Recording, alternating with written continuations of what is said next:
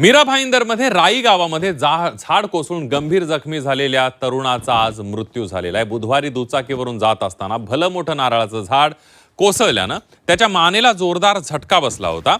मात्र उपचारादरम्यान त्या तरुणाचा मृत्यू झालाय। 2 दिवसांपूर्वीच मुंबईतल्या चेंबूरमध्ये झाड कोसळून एका शाळकरी मुलाचा मृत्यू झाला। ही घटना ताजी असतानाच पुन्हा झाड कोसळून एकाचा बळी गेलाय।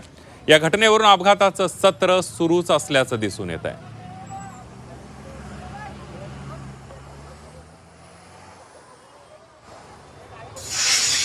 आज अचानकपणे हे झाड का पडलं, ते झाड पडण्याच्या अवस्थेत होतं का, त्याची तक्रार मीरा भाईंदर महापालिकेकडे केली होती का, ती केली होती आणि ते कापलं गेलं नव्हतं का, आणि आज एकाचं ज्या पद्धतीने त्या ठिकाणी अंगावरती पडून जी दुर्घटना घडलेली आहे याची सगळी चौकशी झाली पाहिजे आणि चौकशीअंती दोषीवरती कारवाई।